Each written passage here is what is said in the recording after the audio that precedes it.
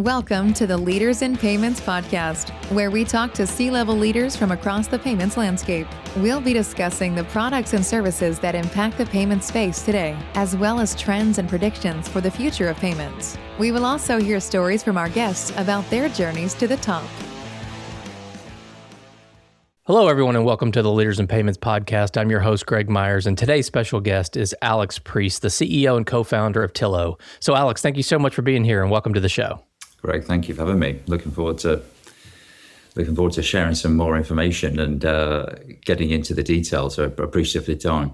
Absolutely. So, before we dive into your career and more about the company, can you give us a quick snapshot of your personal background, maybe where you grew up, where you call home today, a few things like that? Sure. So 3 kids, Ed, Izzy, and Marnie. Funny enough, we've gone for a bit of a journey actually together as a family, which has definitely made us stronger. And we've recently emigrated from the UK.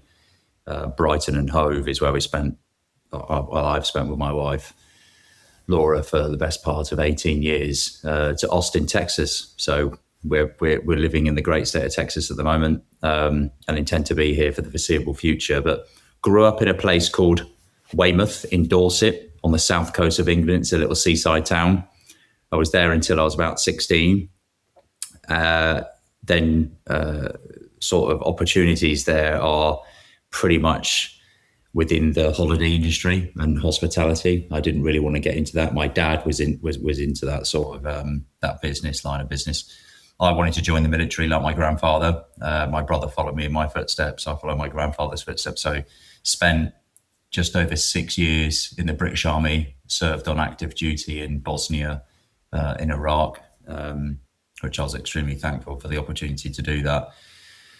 And then a couple of years ago, I saw an opportunity that I didn't think would, especially with the kids' ages being where they were, 12, nearly 10, and 4 now. So, you know, they're a bit older now, but I sort of just really wanted the opportunity to not look back on myself if I lived to the grand old ripe age of 18 beyond, and not have taken the opportunity to live in another country. Although I've traveled quite a bit, I felt as if it took my wife a bit of convincing, but we've never looked back, actually, and we really wanted to take the opportunity to kickstart the business. Although we've been trading in America for quite a while, I really wanted to take the bull by the horns and, so to speak, and start completely fresh in this amazing country. All right. Well, first, welcome to Texas. So I'm in the Dallas area, so we're kind of neighbors. And then I love "Take the Bull by the Horns," another great Texas reference, maybe. So I think you're starting to live the Texas dream. Yeah. So if you don't mind, can you walk us through maybe your professional journey and then why you started the company? I have had a previous exit before. Been very fortunate and lucky to bootstrap the company, which we ended up, my business partner and I sold to moneysupermarket.com PLC, which is the world's largest comparison website. And we were helping consumers save money on great deals all over the UK, a bit like Groupon, but it was a UK version. And what we realized with that business, and this was sort of before phones became a prolific way of issuing digital value.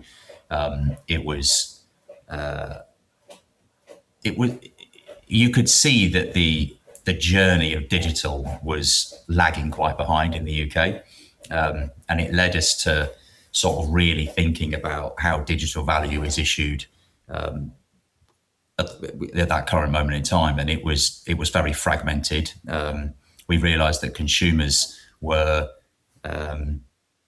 especially over the recession, they were looking for new ways and opportunities to save money. And we realized, and we stumbled across this enormous industry of rewards, incentives, and benefits, specifically with gift cards, and how value is caught up in all these different fragmented areas.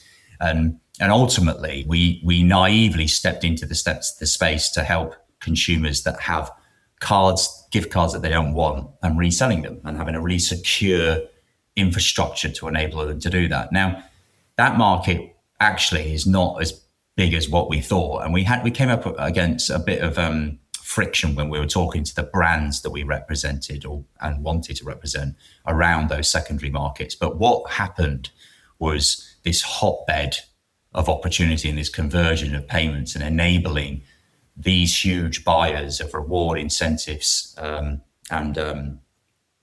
cashback companies, credit card companies, enterprise businesses wanting to use gift as a way to give back to the consumer and to often turn cost centers into profit centers. We found that the issuance of digital could be simplified a lot more through single APIs through to the brands that people love. So we started and embarked on a bit of a journey. We bootstrapped it for a bit, and we were very early into enabling these huge companies that were issuing gift cards in fixed denominated values and in a very fragmented manner. And actually, the catalogue of brands that were in the ecosystem were few and far between. It was the usual 25 brands that you sort of expect. It wasn't very deep in breadth. Anyway, we started our sort of research at the back end of 2015. We started the company actually 10 years ago, 2016 in March. And we very quickly got traction. We raised a tiny bit of money, about £1 million back in, like I said, 2016, the end of 2016. And we got profitable very quickly. And we found that there was this real demand for using gift as a way to reward and incentivize and have that personalized approach to issuing value to consumers all over the world. And it sort of grew from there. And now, now we're in, nearly 40 different countries issuing. I think this year we'll do north of $3.5 billion through the network.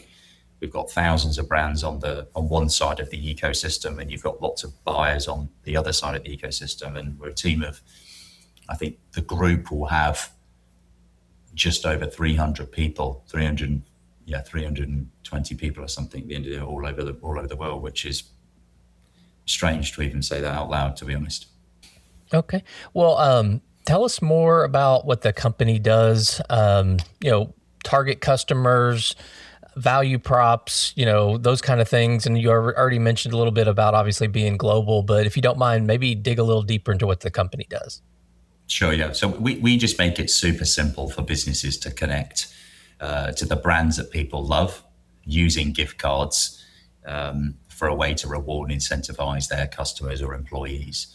So like Stripe have made it super easy for businesses all over the world to take payment in a whole array of different ways of doing that. We're the same in rewards and incentives. So we're an infrastructure play, and we help brands, gift card programs, these amazing brands that we love shopping in every day of the week.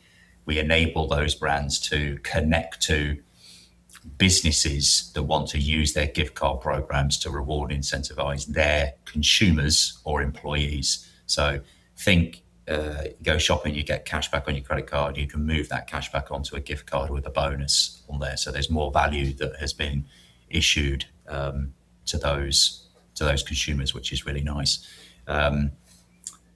We represent brands as well. So brands that don't have that sort of team or ability to have those initiatives to be able to drive their own gift card program. We manage that entire stack and service for them, including processing. So we've got like a set of, if you will, exclusive brands that Tillo has in its wheelhouse that we help manage, look after, control, and ensure that there's transparency and the right controls there for them to be able to work with the businesses within those ecosystems that we sit in rewards and incentives. And then buyers, or businesses, if you will, partners as we call them, they are anything from fintechs, huge payment companies, financial technology companies, Fortune 500 businesses, that through to startups that want to use gift as a mechanic to talk to the consumer in a much more personalized way rather than just giving cash back or a payment back.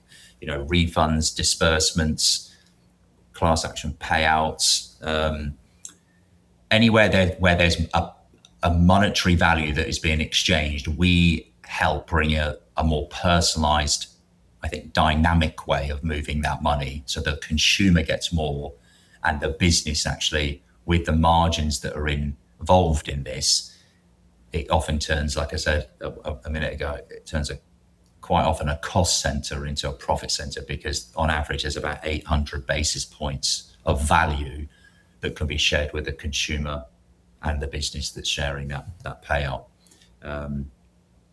So yeah, we seem to have found a bit of a rich vein of opportunity when it comes to enabling businesses with consumers that are traveling all over the world, employees that are now based all over the world, get value talking to them in a much more personalized way using gift.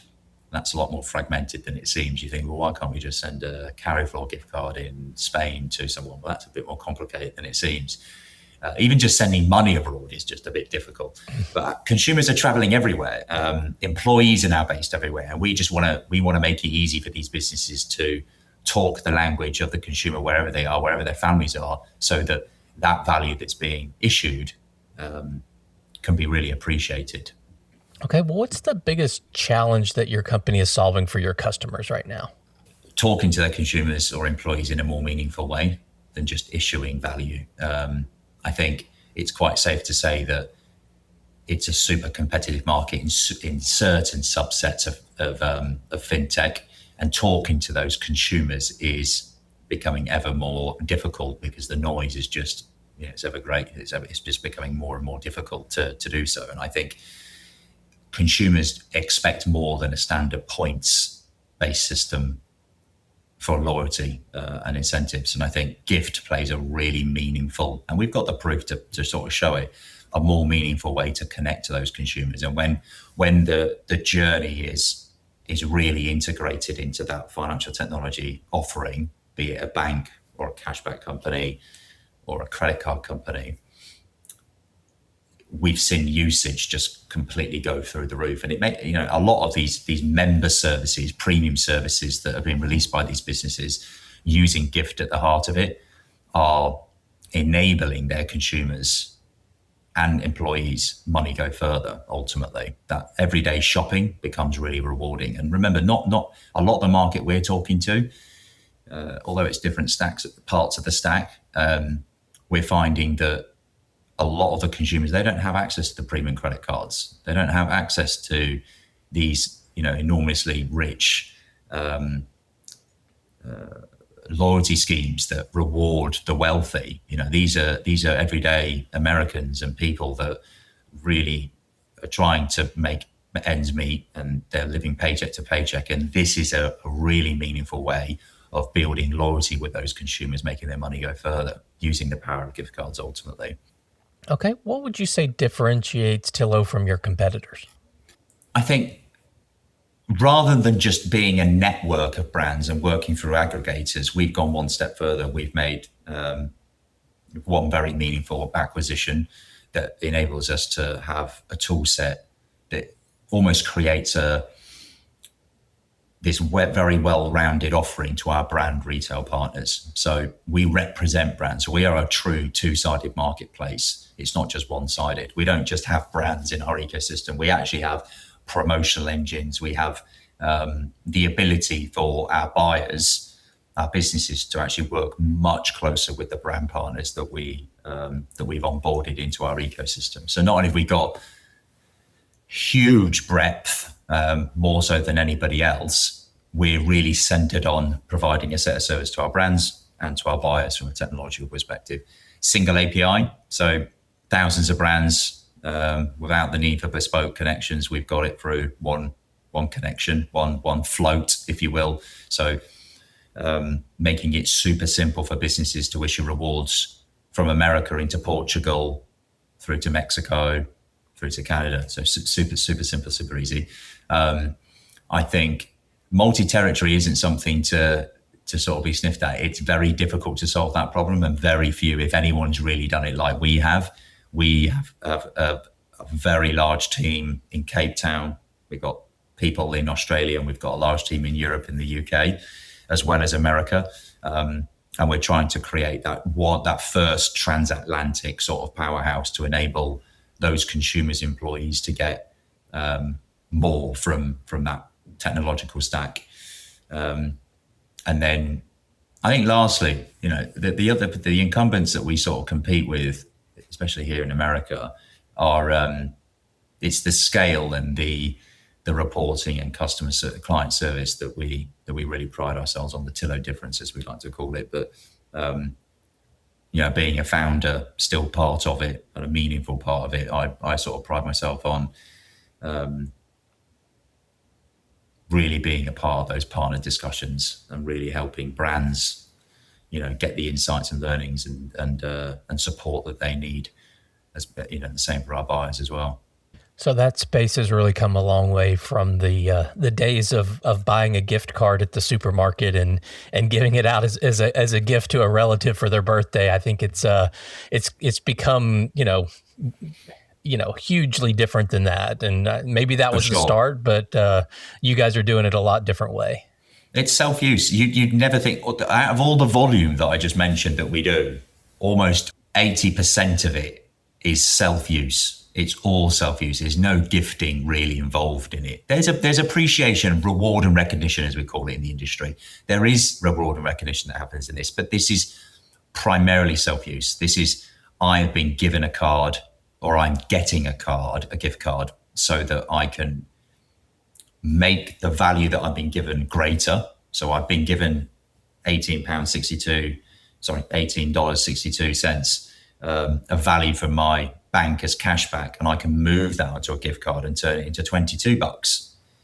And there's a no-brainer sort of to do that, in that if I'm already going to Walmart shopping anyway, I might as well move that value to do that. And I think that is where there's a huge misconception of gift, because the name itself sort of it doesn't connotate to actually what the volumes that we're seeing grow in all the different use cases get born out of. And I think that in itself is super interesting, because the humble gift card is actually a payment instrument in our world.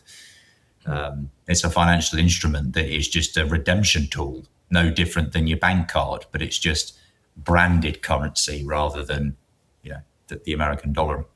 Well, where do you see the biggest growth opportunity in your segment that you're working in today? Yeah, I was thinking about where we center a lot of our attention, and the use cases are just becoming ever more and more creative. I think one is these neobanks. So we're seeing huge adoption in Europe of some incredible household names in terms of banking that are using gift as a way of giving more back to their consumers. So if you think about, because you're a premium user within those customer applications, you're able to get access to perks and benefits via gift cards in a much more meaningful, integrated way. I think payouts in general are becoming much more thoughtful when it comes to using gift. Instead of it being issued as a check or a prepaid card, a Visa, MasterCard, they're offering gift in there as well. And I think that is adding another personal dynamic to those payouts. And I also think that the merchant commission that's being offered is adding a whole load of different use case opportunities, from applications such as one of our partners, Sprive, that is using that merchant discount commission to help pay off people's mortgages early. So it's all linked into your mortgage. You go shopping at your local store, that commission is collected, you pay the face value of those items, and that goes straight to pay off your mortgage. And it's that everyday spending that is rewarding those consumers. And I think there's more of those really interesting use cases that are getting born, that's allowing consumers to put into pensions, put into stocks, put into paying off your mortgage, using the power of gift that's enabling these amazing use cases to come to life. Okay, well, what does success look like for Tillo over the next, say, 3 to 5 years? Yeah, I think, there's a lot of countries that we don't support today. I would love for every single country to be covered by Tillo's infrastructure, whereby if there's a consumer or an employee in that country, they have a catalog that's got the top 30, 50 brands in their local economy that they can choose as a redemption brand for that value to go on to, instead of a Visa, MasterCard, and it just becomes a transaction. So a single API covering several thousand brands all over the ecosystem, giving our businesses that connect to us the ability to offer just incredible coverage. I think no one has solved this. It's a still very fragmented market. It's not like Visa and MasterCard in terms of their breadth. And I'd love to sort of be known as that household name as, the digital provider of rewards and incentives that provides a whole set of tools for businesses to use gift as a way of talking to consumers and employees in a much more interesting and more impactful way. Okay, when you look at the payments industry as a whole, what are some of the biggest trends that you think are reshaping the industry?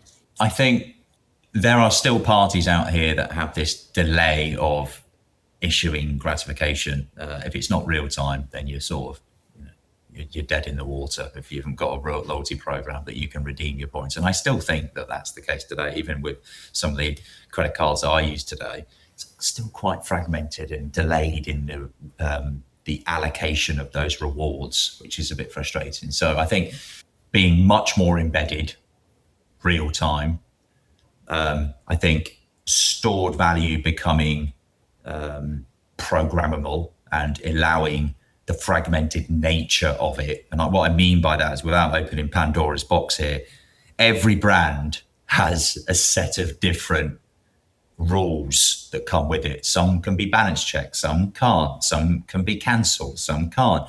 When you use your Visa, MasterCard, it has the same rule set for applications to be provided to that business or consumer. So when you want a refund, you just get a refund on your card. You go into the store and you get a refund. That isn't the same in gift. And I think if it can be more programmable, you either using blockchain technology, and there are some cool companies doing this, I think that is going to help the industry as a whole grow and enable even more use cases to be on it. I think open banking, FedNow, RTP, stuff here in the US, I think the US is quite behind when it comes to this compared to Europe and some other countries. Would love to see that happen here. And then you could have this incredible infrastructure enabling real-time value being issued across different use cases, again, using gift at the center of it. And then I think, lastly, global but local. So, if I go into my banking app today, Chase, I've got rewards for America. That doesn't change when I go to the UK or Portugal or whatever. That's where I want these banking applications to really help their consumers, wherever they're traveling, that they're able to use their rewards and incentives in those local countries. So global with the scale and whatever, but local in its offering, I think is really, really cool way of sort of thinking about it. That's how we're looking at it. Yeah, I love that global but local view. I've heard that phrase in the past, but it's been many years since I've heard anyone use it. So certainly makes a lot of sense in what you're doing. Couple of final questions. So if you could go back and give yourself advice at the start of your career, what would that be? I've heard many different people talking about like putting limits or ceiling on what you were able to achieve as an individual. And I don't want to sort of sound cliche or cheesy, but I can't believe that 10 years in, what we're doing and how we're doing it and how we've been able to achieve the things. And there's been some really hard times where we've been up against the wall and, trying to grow and funding things and trying to be profitable and bootstrapping, and we haven't, like I said, we've not raised hardly any money at all. And I think resilience mixed in with removing the roof or the ceiling of what you're able to create. Because I think when I started this business with my co-founder, and one of the reasons my co-founder moved on was that, he'd lost interest in the business and wanted to sort of move on and go and do something completely different. And I think at the time I remember thinking, well, how big can this thing actually be? And I just thought stripping back some of the things that we were doing and getting back to basics, that enabled us to really focus on the things that mattered. But ultimately, I look at this 10 years on, 4 years on from actually becoming CEO and doing the things that I've done and growing the company from, 30 people to now, the growth numbers that we've seen in the business. And actually, there's just so much to go and do. And I really see that Tillo can become not just a unicorn, but it can actually fulfill enormous opportunity of